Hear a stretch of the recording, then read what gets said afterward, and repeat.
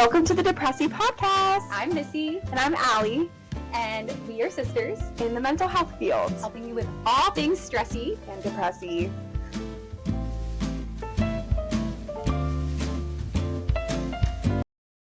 Okay, so for today, for our very first Depressy episode, we wanted to answer a question that I think we both get all the time, which is, so I'm training to be a clinical psychologist. Yes, and I'm training to be a psychiatrist. And currently my cat is playing with plastic, if that's what you hear. And somehow she's found it. Oh my God. She just leaped into the air. She's behind my bed. All we see is cat in the air with plastic. So a lot of people ask us, what? Okay, maybe let her out. Okay, one sec. Okay. We wanted to talk about a question that both of us get all the time. Because people don't know the difference between a psychologist and a psychiatrist because they sound exactly the same. Yes, there's a lot of words out there. There's like psychiatrist, psychologist, therapist. I know. But then people are like, are you a therapist? What can I call it? Like, what is a therapist? What is a therapist? Okay, so I'm going to start. Ready, Missy? Okay, yes.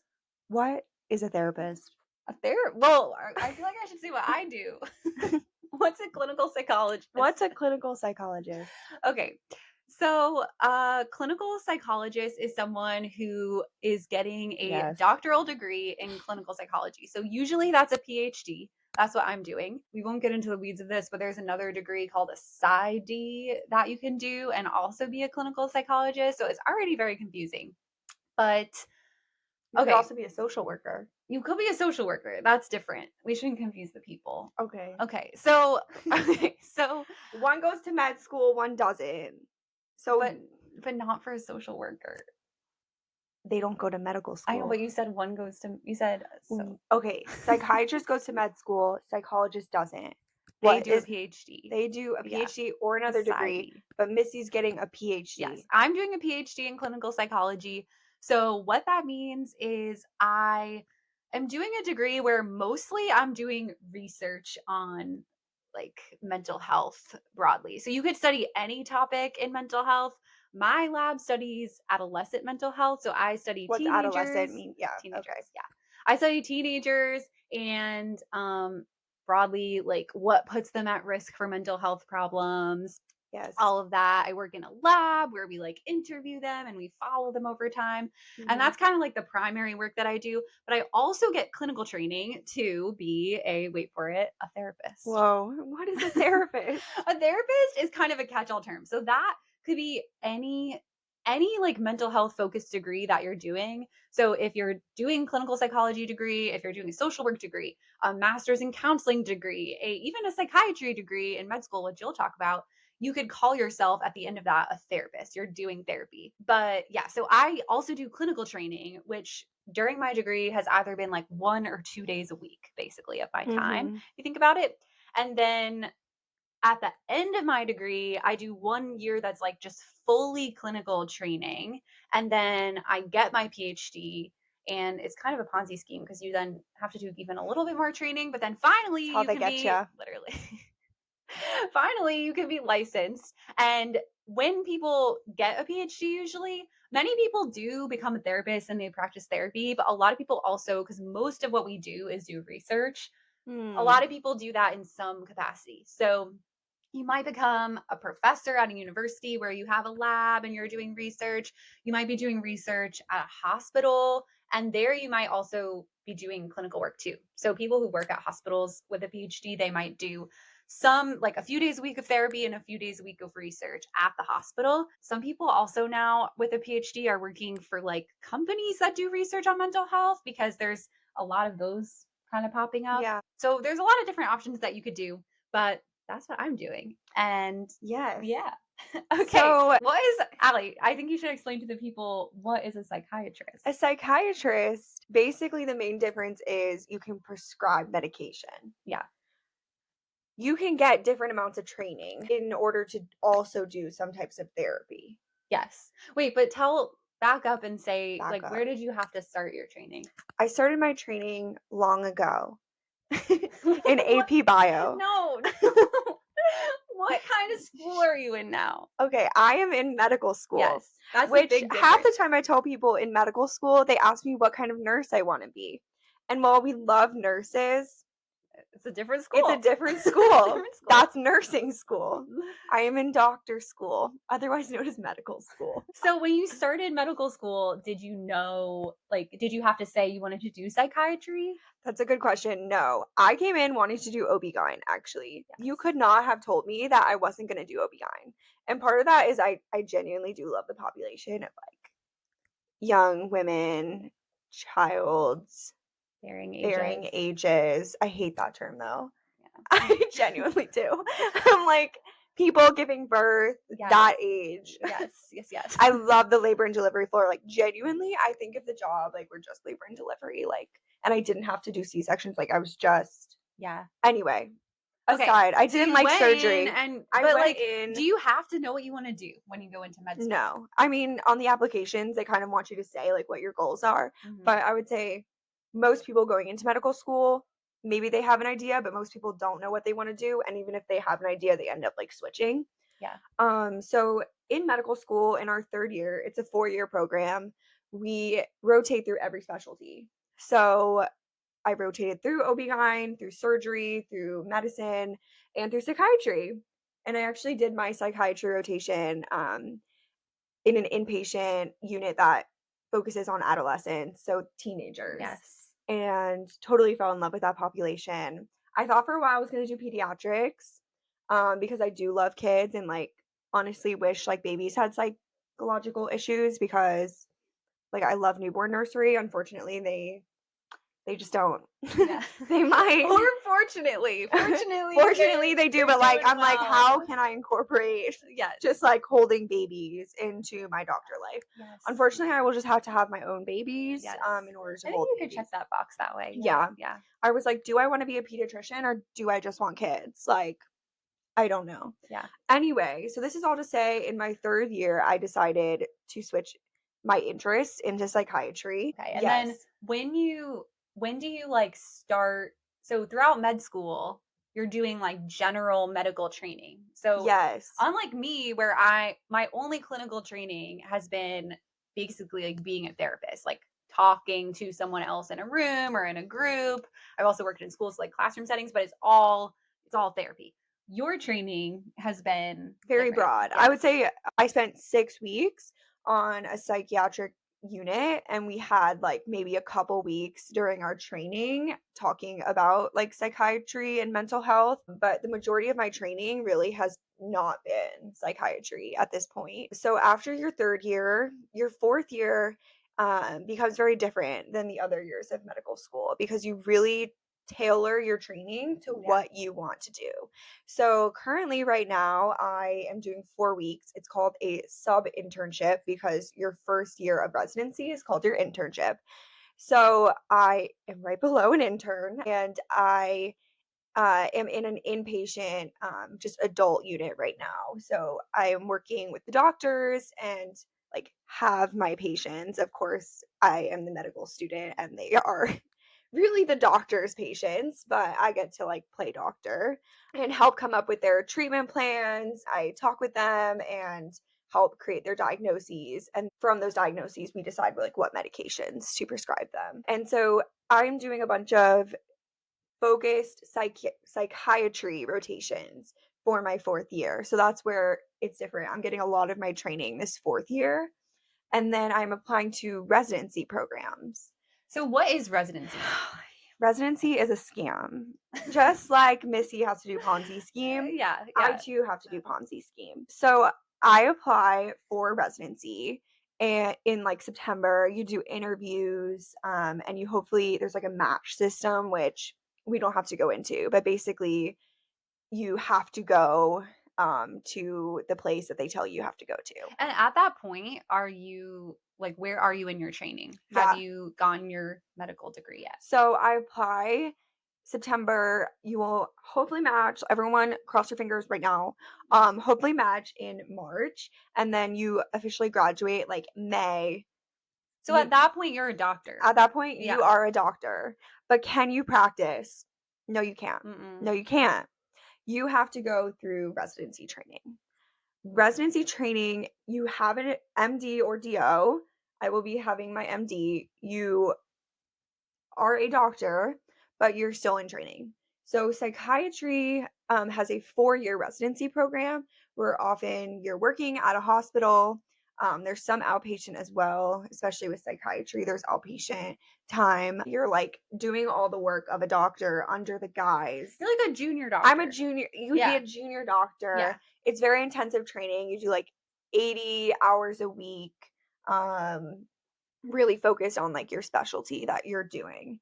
I think we should also focus on like the specifics of what you do because some psychiatrists, like at the end of their training, they end up doing like what you would think of as more traditional like therapy, like talking to people one Yes. on one. But a lot of psychiatrists, right, like are more focused on prescribing medications. Yeah. So some training programs really focus on just the medical aspect, meaning, like, the management of like medications, the diagnoses, the more like, yeah, prescribing medications. And that's all great. But then there's some programs that also offer some really great, like, what we would think of as therapy. That can be a variety of things. That could be individual therapy that like you mostly think about. They also have really cool like DBT groups, dialectical behavior therapy. That's a type of therapy. That's, like, can be, like, more group therapy. That's Yeah. something that I'm interested in actually doing a rotation on next. So there's a lot of opportunity to do more therapy as well as medical management. So you could have a psychiatrist who is your therapist, but can also prescribe you medications. Yes. And on the other hand, there's psychiatrists who just focus mostly on medications and that's their training. There's also, I think, more, this isn't 100% the rule, I think, but I think it's more common in like an inpatient like setting where patients are like really experiencing more acute mental health problems and they're in the hospital. Those presentations I think tend to have a lot more like medical management to them. And so I think in general the people taking care of those people tend to be psychiatrists. Yeah, yeah. So, like, for Yeah. example, we get a lot of very what you would think of as, like, very medical presentations to the inpatient unit. Yeah. Like, we had someone come in with catatonia.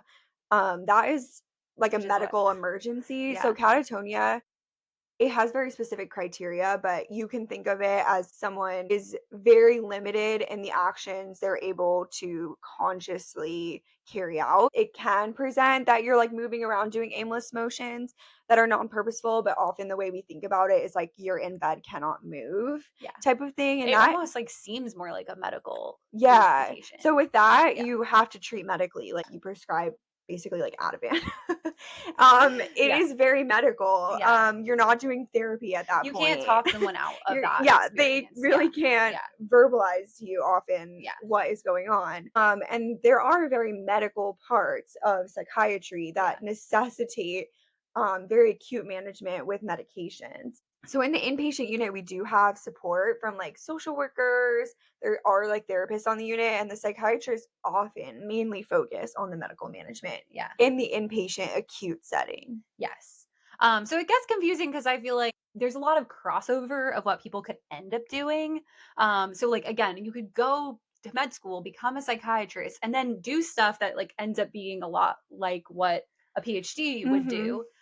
Which on my end, for example, as a PhD, I will not be able to prescribe medications. I will not. Correct, We yeah. get some like training and just sort of like general knowledge of what medications are and what to kind of look out for, especially if you have patients who are on medications. But we cannot prescribe any of that. We would always need to be collaborating with a a psychiatrist or another medical provider to do stuff like that. Yeah, so I think that's like another Yeah. big I difference. will say other avenues that a psychiatrist can go down is, for example, like pain management. Yeah. They can go down palliative care. I'm trying to think of like other random like offshoots of, Yeah. it's not random. They can go into sleep medicine. Yeah, which S PhDs can also do. So Yeah. that's, I think, yeah, that's where it can get blurry. And then also I think we should say there's like other terms that people have probably heard. Like we said, like social worker. You can Right. get like a master's in counseling, so you're just like a mental health counselor.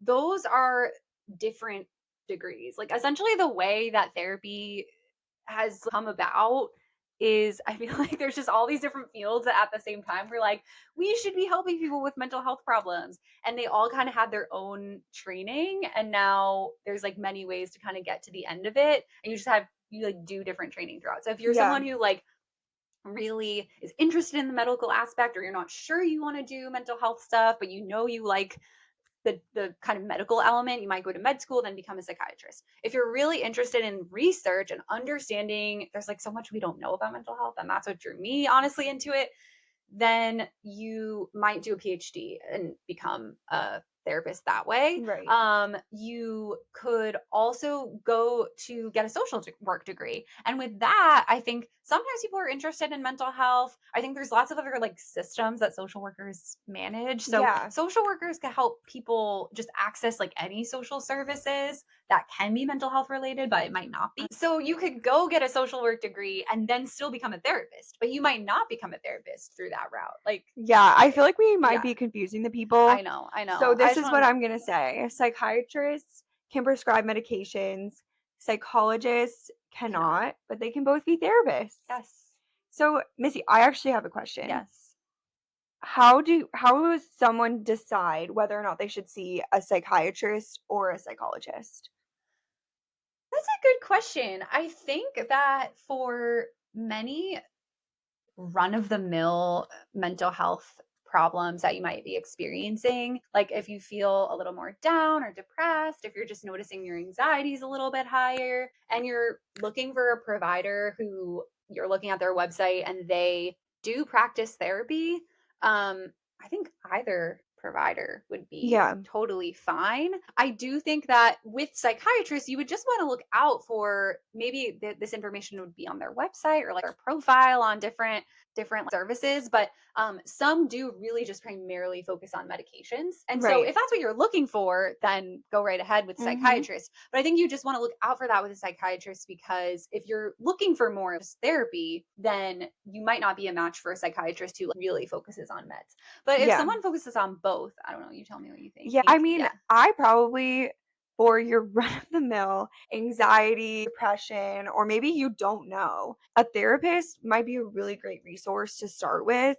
Wait, when you say therapist, what do you mean? Great question. A psychologist might be Okay. a really Yeah. great resource to start with, Yeah. or even just having a conversation with your primary care doctor. Yeah. Because a primary care doctor, like the person who just like you see for your yearly annual visits, also might know you well, might know your medical history, Yeah. and can often prescribe like your antidepressants that are also used for like anxiety medications as well. And they might be a good resource to know like Yeah. I really think you might be presenting with more something more complex and should see someone who specializes in this medication, at Yeah. which point you would see a psychiatrist. But I think that starting with someone who's a psychologist, if you're not quite sure, might be a good place to start. Yeah. Yeah, I guess I'm biased, but I would agree. Again, there's many different ways to get to be a therapist who's someone who just kind of like sees a lot of different people.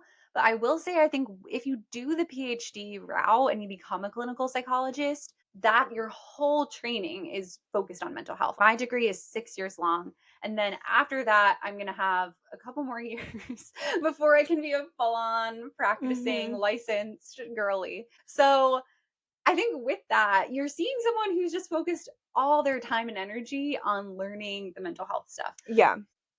Again, you can be a psychiatrist, you could be a social worker, you could be all these other different degrees and be someone who ends up getting there. I just think if you're someone who's unsure and you don't have a lot of background in this and you're just like trying to find someone as your Mhm. first step, I feel like a psychologist. Yeah. So let's Yeah. say I'll set the scene. You've been feeling anxious. You can't fall asleep at night. Maybe Yeah. you're a little, shall I say, dusty. Yes. See? Messy, you're not sure. You're just not feeling right. Maybe you're not able to concentrate as well, whatever. But you go on Psychology Today. Yes. Psychologytoday.com is a great resource, by the way. Okay, If you're and you looking up your search therapist on there. Yeah. by your insurance, you search by what? Okay, and you see licensed social worker, you see PhD, you see PsyD.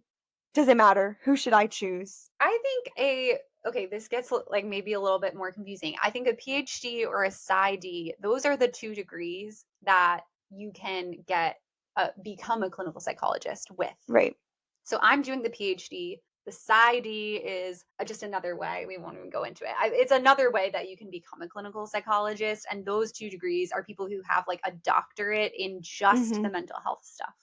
Um, Again, it's not to say there are many like incredible social workers who I've met, and it's just I think it it's just hard to say on like the first glance if there's someone who has had that very focused mental health training or if there's someone who's done a lot of other really important great training on different kinds of systems and services but only has maybe a little bit of mental health training. Yeah. I think it's the same also with psychiatrists. When you're Yeah. looking, you're not sure is does this person have training in therapy? All residencies are going to provide these doctors, these psychiatrists with really great medical management, being able to prescribe the correct medication for you, but not everyone is going to have the same background in therapy. Yeah. So that's why I might recommend like your first stop being a PhD or a PsyD. Yeah. But that being said, there's some amazing social workers and licensed Mental health mental health counselors. counselors Yeah. that are amazing, could be better. It's just harder to tell what their training is. Yeah. So maybe that's something like what are things that you could look out for? So something that and maybe we could do a whole other episode on this, but Sure. I think that just quickly, some things to look out for are there's different types of therapy that people Right. practice. And unfortunately, kind of like I was saying, how lots of different fields at the same time were like, I think we should be helping people with mental health Mhm. problems. Important. Many We love different it. fields kind of had different ideas about what that could look like. And for until like honestly, very, very recently in our history, there was no science or reason behind what we were doing. Um, and many of those traditions are still being taught that have like nothing, no basis Yes, think behind your them. Freud. Yeah. Freud, not based in any kind of evidence. Now, No, he was think based on vibes, he was based and on vibes. we love him for it. Yeah. Uh His vibes were sometimes his off. vibes were off. We don't have penis envy. We don't. I don't. I will say, like, big disclaimer that I think that if you're seeing a therapist who does any of these things that we're saying, we don't really subscribe to, but you find it to be helpful, great, keep doing it. Like, if something's helping you, Yes, we go love right it. ahead. But Whatever keeps you, but we also want to tell you what is the most evidence-based. yeah, When we say that, we mean that research has been done to show that it's beneficial. yeah, Doesn't mean it's gonna be absolutely beneficial for you. yeah, It's just what's shown in the literature to be yes. helpful for the most number of people. Yes. So some types of therapy, and I think we won't go like too deep into this because I think we should do maybe another episode on this. Sure. But I think some things to look out for are cognitive behavioral therapy, or CBT. yes, is I have a mixed relationship with CBT. CBT. But CBT is kind of the biggest It's broad good. umbrella. Like It's there's evidence-based. We love it. yeah, yeah. And I think that like there's a lot of different things under that big umbrella of CBT. So we can go into what some of those other things are, but Sure. CBT more broadly is a type of therapy that if you see that on a therapist's profile, I would say that's like a We green love flag. it. Like go for it. Um I'm just gonna tell you real quick, when you're doing CBT, it's gonna feel like that therapist might be your enemy a little bit. Because they're we can telling you save this. just Save I'm it, just gonna save tell it. you real quick because I just want you to be aware. Like you're gonna if you go through a therapist that does more just like talk, like Just kind of tell lets me you about your talk. day, like you're gonna feel great while you're doing because you're like, wow, I'm getting this all off my chest. But as soon as someone actually is doing CBT and like trying to like get you to confront your Yeah. anxiety, like really confront your thoughts, and it feels like they're just an op, like they're Well, just trying to come after you, but then in hopefully the it long run it does. actually is helpful. Like I just Yeah. want you to be Okay, aware. well, we're telling them what to look out for. I I know, I just okay. So don't quit therapy don't quit therapy. because they're being like, I don't think that makes sense what you're saying, like you're gonna be hurt. I know personally. So Okay. CBT Might not sound like it, but it's a green It flag. actually It's a is. green flag. It And then works, under that umbrella, we're unfortunately. just gonna throw out some other terms, and I think then we should pivot because I think it's gonna be too much in the weeds to go It into these is, things. But okay. Allie mentioned earlier dialectical behavior I love therapy. I love DBT. DBT is under that umbrella. Awesome, green flag. Another one that I love is called ACT. It's acceptance and commitment therapy, or Ooh, I'm ACT. not really familiar with that one. ACT is great. We can do a We whole can do a episode on whole it. episode, I can't wait. And it's under the CBT umbrella again. Okay. So those are like the three main things that I would say to look out What for. if they list in their things, like their specialties, they're like CBT, DBT, ACT, and then they have psychodynamic therapy?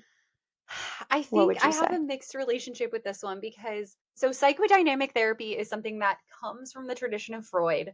Mhm. Unfortunately, in my opinion, it's still really taught in a lot of different programs because honestly of just like tradition. I do think that there's some like there's always a kernel of truth to these things, and I think psychodynamic therapy it does a great job really helping people learn the soft skills of being a therapist, like how to be warm and kind Mhm. and It feels great when you're receiving yeah, psychodynamic this is maybe therapy. the kind of therapist who just kind of lets you talk. If Think you're your best friend. just doing Think yeah, exactly. But I think there's things that you can take from psychodynamic therapy that can absolutely be beneficial. And some people have that training because their program teaches it. And so I think if they're listing that, it's not necessarily a red flag.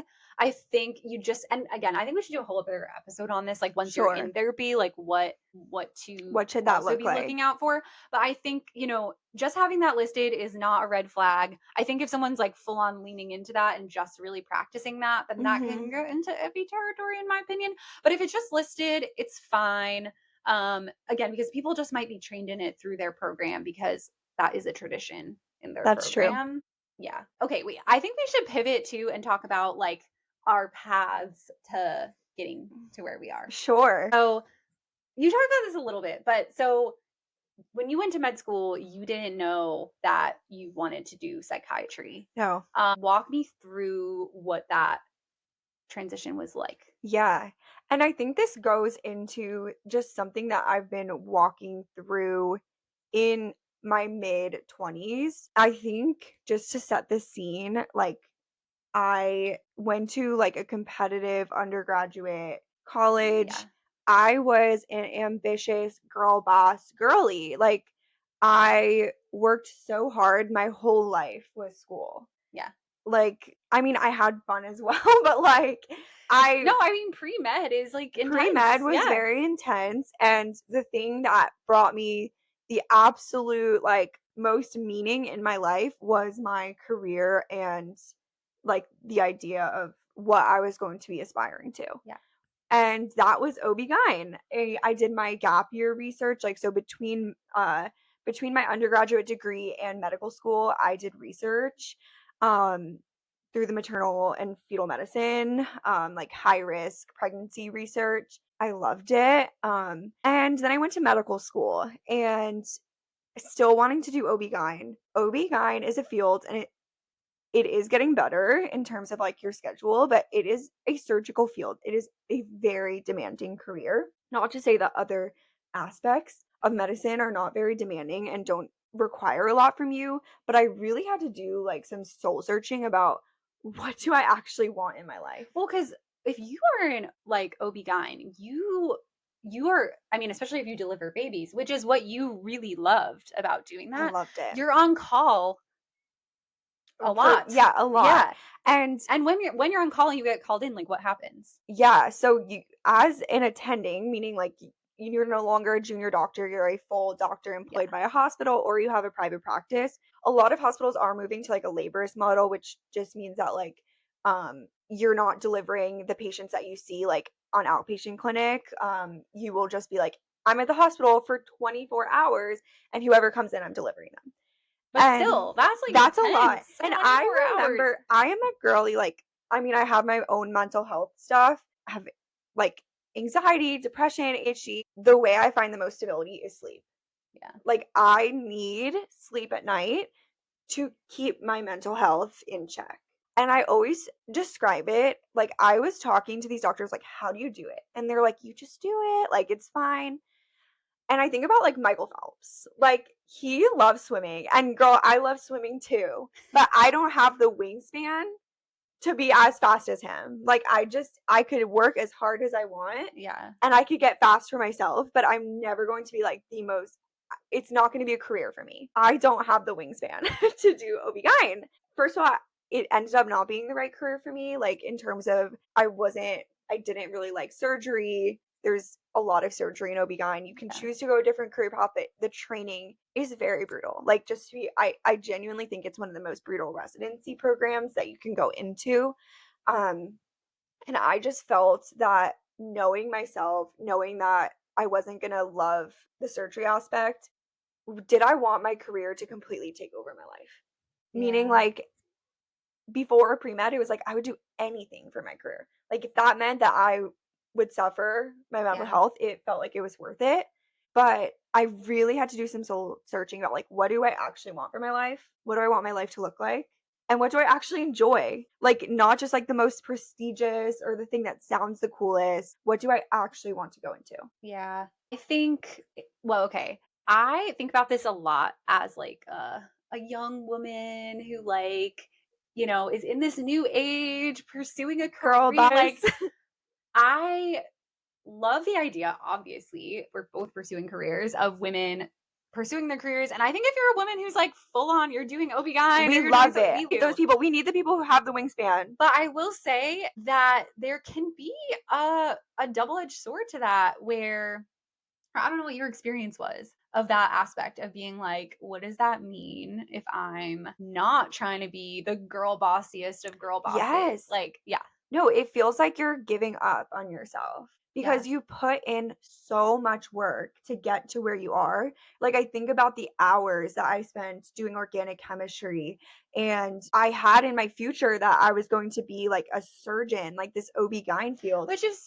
that is badass. Like, it That is. is Yeah, badass, like, truly, and I think that if I wanted it bad enough, like and if it were gonna fulfill me, like, that would be amazing. There are many reasons that it's not right, but it did feel like, was it not worth it? Like and especially in these competitive, like, fields, like, you're surrounded by people pursuing a PhD, I'm surrounded by yeah. people pursuing an MD. These are very high achieving people who care a lot about their career, obviously. So when you decide to take a step back and realize that career is not the most important thing, meaning like it has to fit into your life. Yeah, Like, what do I actually want? Is my whole focus my career?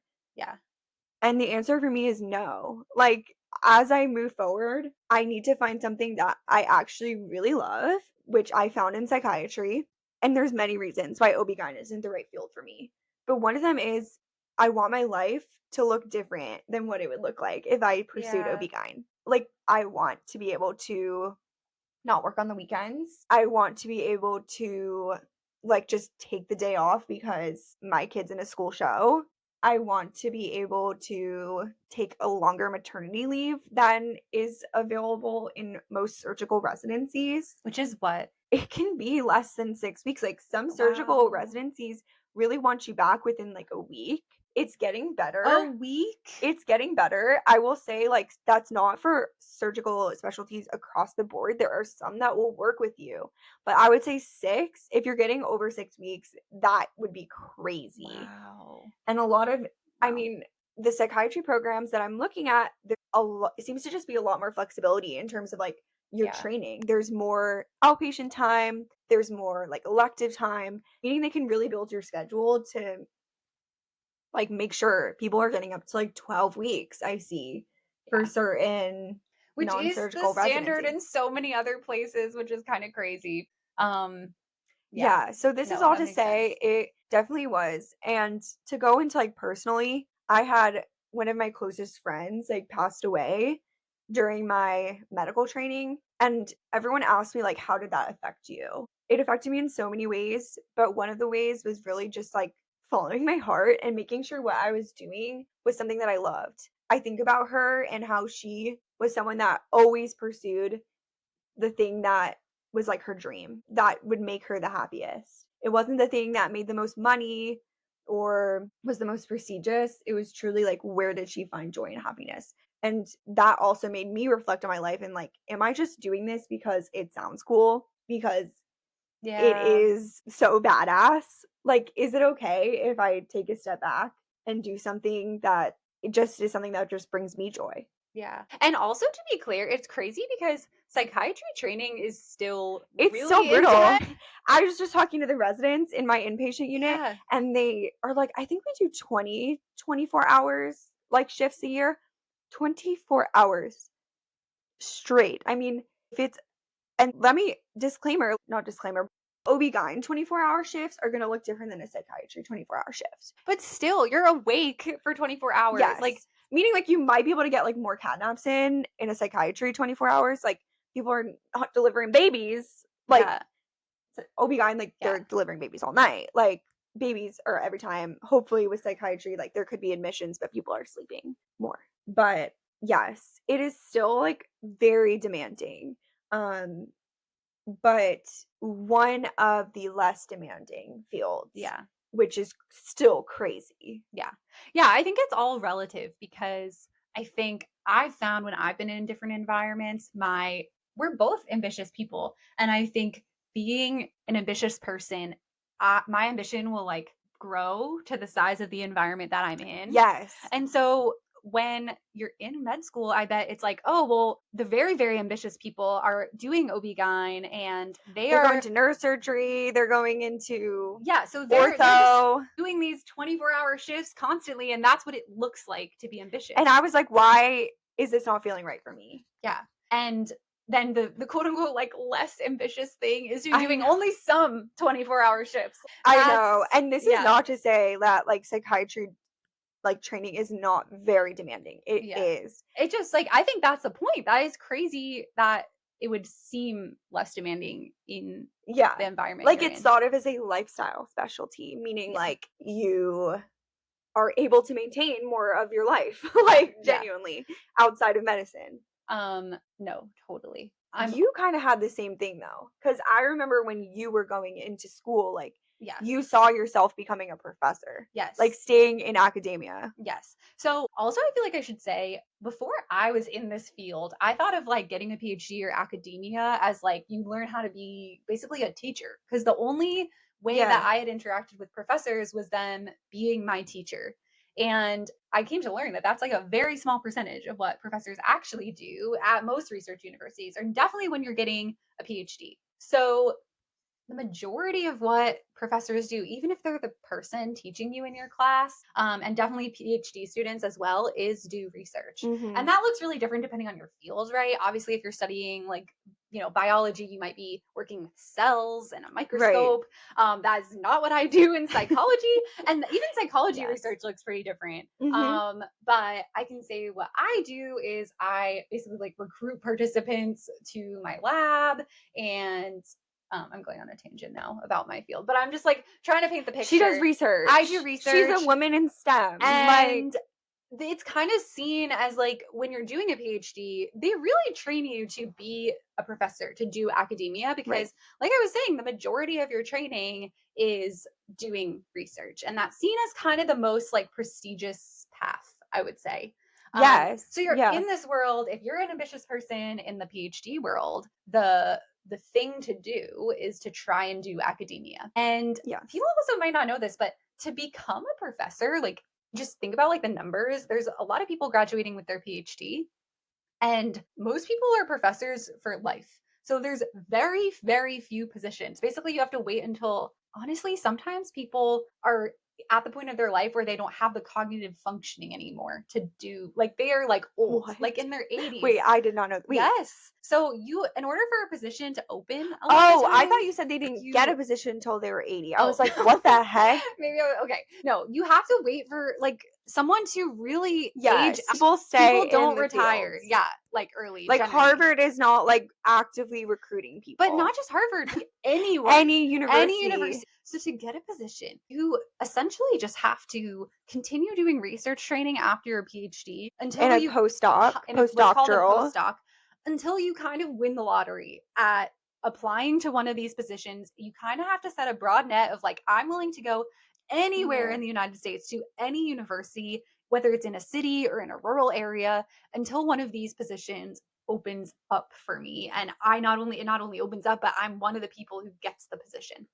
Um, and that kind of trains your mindset to be like Ali was saying, someone who just like puts their career first, where you're like, no I'll matter do what my anything. spouse wants to do, if I have kids, my family, like my parents, siblings, etc., like I will move anywhere to do the research that Mhm. I want to do. Um, and another thing too that I think is like should be talked about is the pay. I mean, Right. professors make a decent living, but you have a doctoral degree and you have to wait again until you kind of win the lottery to be making a, in my opinion, more livable salary in Yeah. many places. And even then, it's not the same salary that you can be making if you work in industry or even if you just do clinical work with a clinical Yes. PhD. If you do clinical work through a clinical setting or a private practice, let's say. And it feels like you're, like, selling out if you don't. Yes, it's very much framed that if you don't do this academic path, you're kind of selling out. And not to say that that's what everyone thinks, but like No, that's that the is the vibe. sentiment. I Yeah. mean, for Yeah. sure. And when I went in to applying to PhD programs, I really thought that's what I wanted to do. I know. When people would Yeah. say, like, "Oh, so you're going to school to be a therapist," it I'd was be like, like, no. "Actually, she's doing research. Yes. How dare you?" Yes. Like, It felt like it almost, I mean, it's crazy to say it now, but it really felt like a slight to be like, no, like I'm doing the more prestigious thing. I'm doing the more quote unquote ambitious thing, yes. which is doing research. And I still love doing research. Again, it's the core of what I do. You really can't get through a PhD if you do not somewhat enjoy doing Yes. research. But I have, I think through my 20s, have really started to, like you, realize that I don't want my career to be my entire life. No. I want an ambitious career, but like I don't want to not have a career, but I just can't do the like I wait until a position opens up Yeah, anywhere in the no. country and just at the drop of a hat move there and focus my whole life and time and hours on doing this one thing. Yeah. Yeah. No, that makes a lot of sense. Um okay, I'm going to flip it back to you. What do you want to do? Because we talked about different things that you could do in Yes. psychiatry. What do you want to do as a psychiatrist? Right now, my goal is to do outpatient work, meaning the doctors that you see in the office instead of seeing in the hospital like you're admitted. Yeah. And particularly, see, residency is not where the training stops. There's something called a fellowship. Thankfully, in the psychiatry world, often you can opt out of your fourth year of residency training and start your fellowship. And I want to do a fellowship in child and adolescent. So basically, being able to work and get more training to work with kids. So I will do after my 3 years, hopefully, of psychiatry residency, will then hopefully get a 2-year fellowship in child and adolescent. Wait, so just to pause, you will have done 4 years of medical school after doing your undergraduate pre-med training, Yes. 4 years of medical school, 3 years of residency, Yes. and 2 years of fellowship, and Yes. then you will be a psychiatrist. Okay. Yes. And again, like, I had to just think about, like, is this what I really want? Yeah. Because there's a lot of people doing fellowships because they can get more prestigious things. But genuinely, this is one of those things where I was like, no, I really will get a lot of fulfillment and Yeah. happiness. Yeah. And yeah, just this is what I want to do. So the fellowship part is important to me um in child and adolescent. And then after that, so 5 years after I graduate medical school, I will hopefully be able to transition to outpatient work. Yes. So, and I hope to be able to do a mix of therapy and more classic psychiatry of Like medications. medications. I think that's especially important with kids to Mm, be able to be both to that person.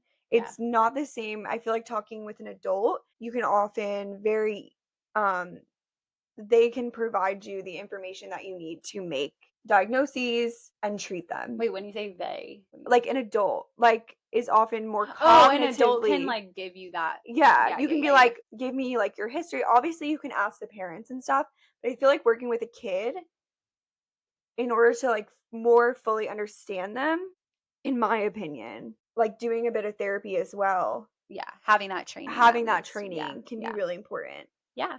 to really, like, understand what they need in moving forward. Yeah. Yeah. Um, What do you want that's a great question. what's your career Um, goal? I'm not 100% sure yet. I think my like stock answer is I would like to find a way to have research be a part of my career and have clinical work be a part of my career. So, but I think that could look a lot of different ways. I am excited about different things opening up in industry where I think mental health is just becoming a more recognized and valued For part sure. of our culture, which is great. And so there actually are like companies, and whether it's a nonprofit or just like a startup or something like that, that are recognizing the value of mental health and creating a product or a service around mental health. Another thing I will say that I like about these kinds of things, industry related things happening, is that academia, I mean, the research happening in academia is still so important, but sometimes it really just kind of like stays in academia or takes a really long time to reach the public and actually make And a be difference. applied. Yeah. Yeah. I think what's cool about industry is that you can kind of research something and implement something very quickly, Yes. in part because there's a bottom line, right? Like they're You trying to feel make like you money, have your but hands on the ground. yeah, Yeah. but they are, for that reason, they care about rolling things out quickly and actually, and sometimes I think that can mean helping people more quickly. And so I'm excited about industry positions. And I think that's something, but basically in your PhD, when you're doing research, you're doing a lot of data science and data analysis. And Mhm. so I think something I could see myself doing, at least as a part of my career, is doing data science and data analysis Right. at some sort of like mental health focused nonprofit or company. And I think I do really enjoy clinical work. I With both of these things, I think I wouldn't want it to be like the full piece of my pie chart. I would kind of want like part Yes. to be research, part to be clinical work. So I think that probably the most practical way to do that at this point is to have some sort of private practice. I know we have talked about Yes.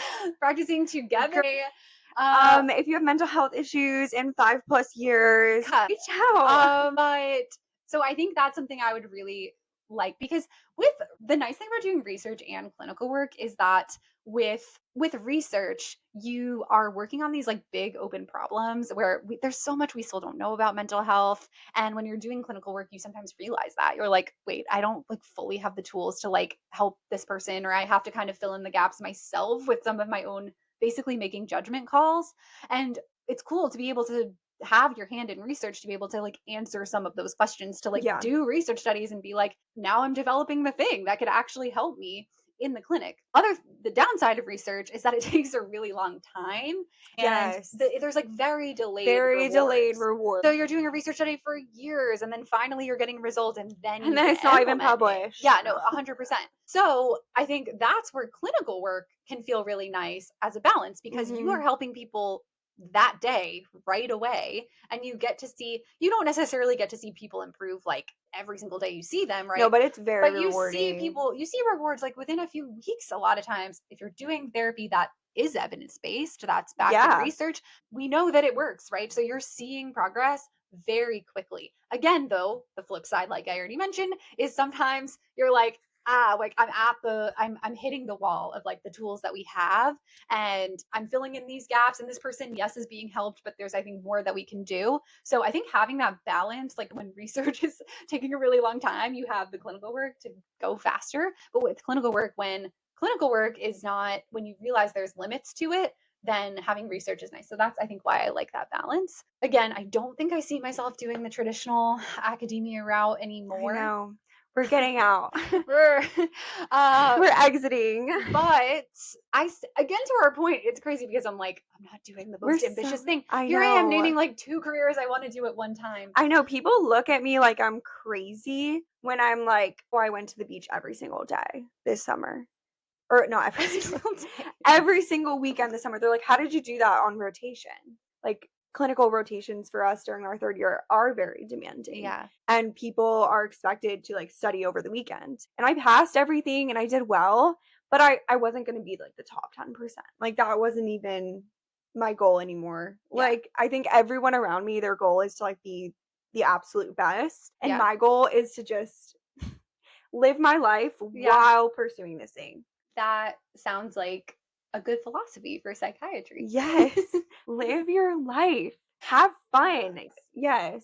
I think again it's crazy because it's all couched in the fact that we are in these very ambitious fields. Like I think obviously it would be bad to go the other extreme and just like have not care about Right. anything and right it would be hard to have a life often I think filled with meaning if you're just like not doing and if you're just going to the beach every single day. Well, Maybe that some could be people meaningful for maybe me. for some people and no judgment That if that's you. that But I could be think me. like the tough thing is that like we're the worlds that we're in are skewed toward like basically filling every second of your day with work.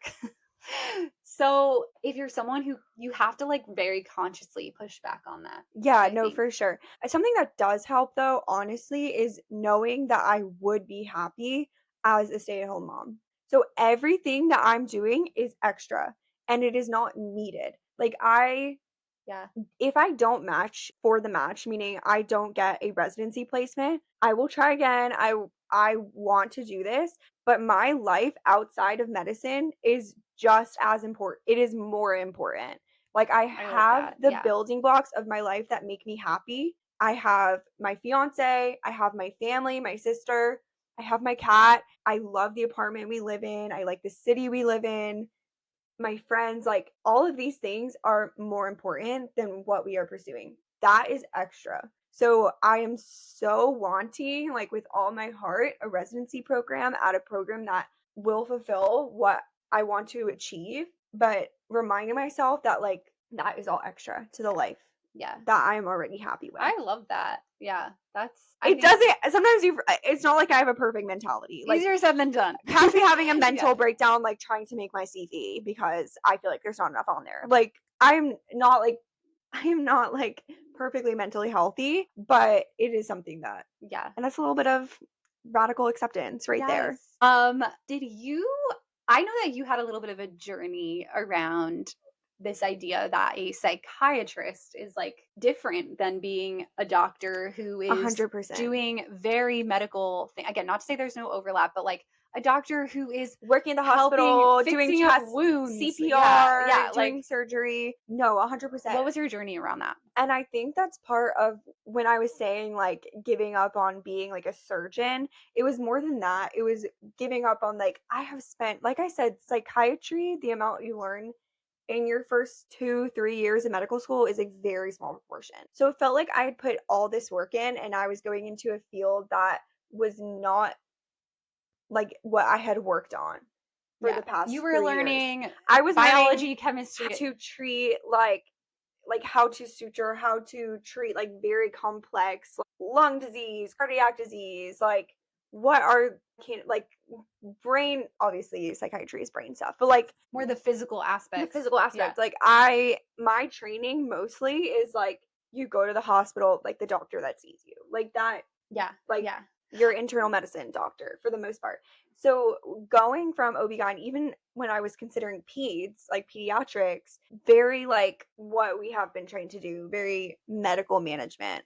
Yeah. There's really not no non-medical part of that. And Yeah. it's like the doctor who you're on a plane and it's like, is there any doctor on board Yeah. to Yeah. help I in a remember medical you saying that to emergency? me. You were like, when you were considering switching to psychiatry, you were sort of like, I feel like my for so many years when I was pre-med and undergrad and then in your post-bac years doing research and then throughout medical school getting all of this medical training, you would like envision yourself as the person where it's like, is Yes. there a doctor on this I plane? And you wanted could to raise your be hand. so badass and be able to help Yeah. in emergency situation, be able to really tangibly like help someone's medical need of like they have heart failure, like I can fix that. Like they Yeah. have Yeah. whatever pyelonephritis, like I know the exact antibiotics they need. Like or like grandma faints at graduation, like I'm the person that runs over and Yeah. like knows what to I do. mean, you still tell me if I'm wrong. I feel like you still have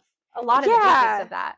And But even in your psychiatry training, you do get a lot of medical training. First of all, you're medically managing psychiatric illnesses, but you also do rotate on like internal medicine, which is just like your typical doctor you'd see in the hospital, things like that. But I know as a career, as I get further from this medical, like medical yeah. school training, I will lose it.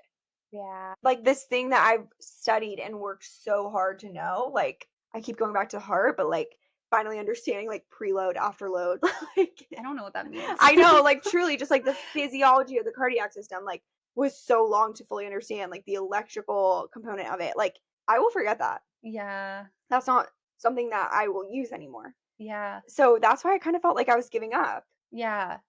That's yeah, it's kind of But, of wild. course, like, I will give my little spiel of why I love psychiatry, like, you also, first of all, are medically managing people, you are putting them on medications, Yeah. and there's a lot of, like, especially with, like, antipsychotics, like, more, um There are medications there are that medication yeah. that require a lot of medical knowledge. You can get Yeah, I won't get into it, but Yeah. that my background in medical training will be of the utmost importance, and just to understand, like, the patient as a whole, like, they're coming to you with other medical problems as Yeah. well, and you're integrating that into, like, what your treatment is, like, that is still very important. Um, I think that, like, psychiatry is, like, the most human aspect of medicine. Like, you are really Mm. seeing people in their most vulnerable and kind of pulling them out from that, and I'm a yapper, like, I wanna actually spend time and, like, talk with patients. Clearly, we're doing a podcast. But You're like, yes, I'm like, "Could you I like to tell?" talk. Yeah. But it is where I find the most fulfillment. Really getting to, like, sit with people, open up, like, this very, like, vulnerable part of their life. Like, your mental health is probably some of the most vulnerable Yeah. part of you, and work through that with them and try to help them. You will see an improvement in every aspect in their life if you can help someone with their mental health. It's so interesting. I remember as you were starting your clinical rotations way back when, and your first one was surgery, I think. Yes. And with I mean, that might be a more extreme example of this, but I think I mean, going into medical school, you were so excited to just like care for people and take care Mhm. of them and get to know them. Yes.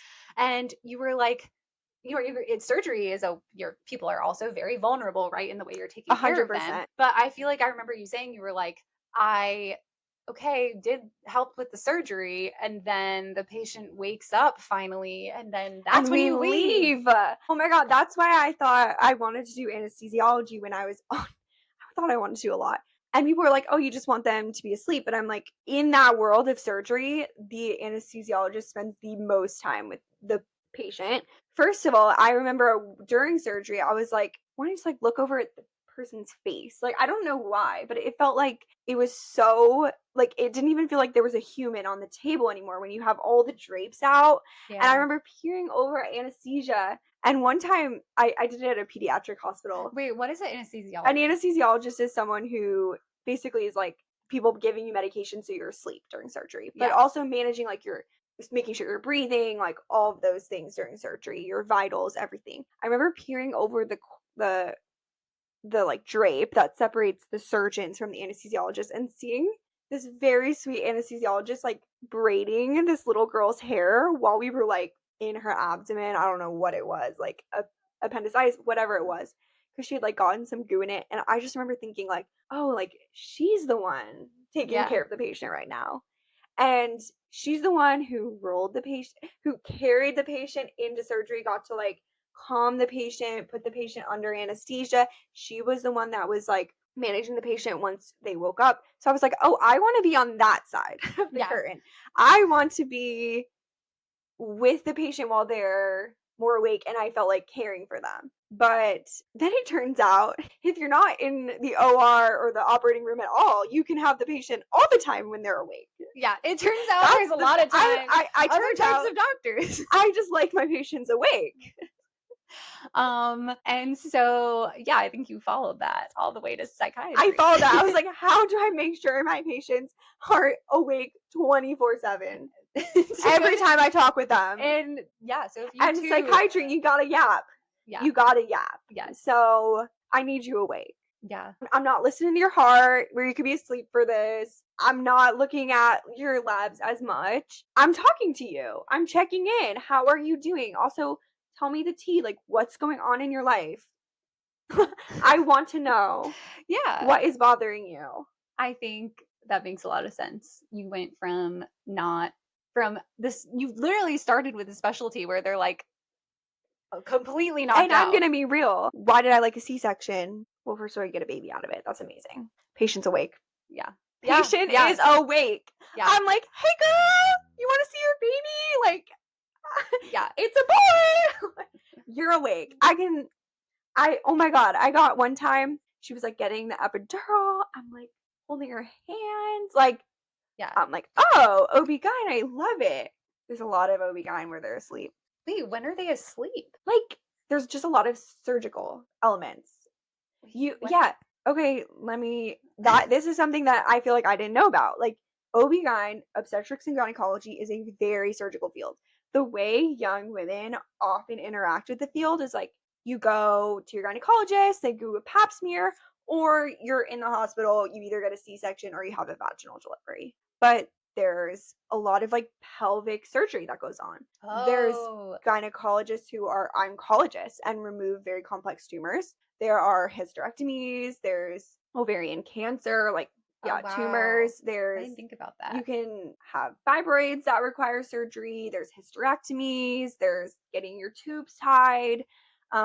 There's a lot. There's urogynecology where you're, like, interfacing with the, like, urologic system and doing surgeries. It is a surgical specialty. Like, when I was on my OB-GYN specialty, or my OB-GYN rotation, I spent 2 full weeks in the OR and 8 The plus hour operating room. surgeries, the operating room. Sometimes they were shorter, but yeah, it requires, like, Yeah, surgery, and the patients are asleep for they're that. asleep. That doesn't mean that's how your career is gonna go, that every OB-GYN does a lot of surgeries, but that's the training, and I don't like surgeries, Well, I and think that's something that we maybe could end on with this idea of like, I feel like so long when you envision your career, you're taught, which makes sense, to think about like, what's the end goal? What are you going to do at the yes, end of this? And do you like yes, that? And obviously, I think you should think about that. But I think, especially in these fields where you're spending so long in your training and you're like, most like I don't know in your 20s, which is like a yes. time of your life where you Everyone want to be else is enjoying. going to Europe, Yeah, going on Alaskan cruises, 100%. and you're in the We OR. don't think about that part of our career, which is like, what do you want your training to look like? What do you want your Yeah. training to look like? And the fact that you're still living. Like, just because you're in training doesn't mean you have to die on the sword, like, fall on the sword for it. Like, Yeah. this is a part of your life. Like, the Yeah. 5 years that I'm in residency and fellowship, like, I wanna have a baby. I I want to go to the beach. Yeah. I want to live my life. Yeah. I want to be happy. And yeah, I people will often say, like, "Oh, well, you don't have to do that as an OB-GYN," but for the next 4 years I would, Yeah. and Yeah. that's not worth it to me. No, that makes sense. Honestly, that's a reason why I didn't choose to go to medical school because like we were saying, there's multiple ways you could see between us to get to the path of being a therapist, right? Right. And I thought about that. I was like, okay, I could go through the path of doing research and clinical work that's just focused on mental health therapy, or my training could be being pre-med, doing like organic chemistry, biology, math, and then doing all kinds of medical training, and then only then learning about psychiatry. And well, first of all, I hate needles. That was a big no for me. Missy's like, "It But was an intellectual decision. it This was an girl intellect. faints if, like, we have to I stop talking about it right can't. now I because she might I faint. can't. When you were like, we were cutting into this girl's abdomen, and I was She like, has to oh do no. some deep breathing technique." Yeah, no, I can't do needles. So that was like a first of all a no for me. But I also thought about like, okay, I personally, I'm just not as interested in the medical stuff. I And like, I love the yeah, medical you stuff. love that. So that made sense for you. I think for me, I ended up really loving doing research. So that I thought about that. But I think that's something we don't often think about is like, what do we want this? For me, it'll be after undergrad, I did 2 years of research and then I'm doing my PhD, which is 6 years. And then I'll have probably 1 or 2 more years of clinical training before I'm a full on licensed psychologist. Mhm. That is many, many years. And I think I wanted to have that time, even though it's intense, be something I at least, I do enjoy doing. Yeah, your whole life doesn't need to be a sacrifice Yeah, to what you want your future to be. Okay, I think that's a good place to end. Okay, thank you so much for watching. You can find us on Instagram, hopefully TikTok soon, and our website Yes. and Wait, what? YouTube. I'm like, Yes. where are you listening to this right now? I Check. don't You know. could Spotify. Spotify? Be on Yeah, Spotify? I we're don't know. Maybe we'll link all these things we'll in the link show it. notes. Yeah. And you can find us on all the places. And tell us what you want to hear more about. Yeah. Because we want to talk about it. All Okay. right. And I'm Allie And we're sisters. in the mental health field. And Oh, wait, no, just start over. Okay. Just start over. Okay. It's fine. Welcome to the Depressy Podcast. I'm Missy. Wait, no, you don't look. I'm Okay. She's like, okay.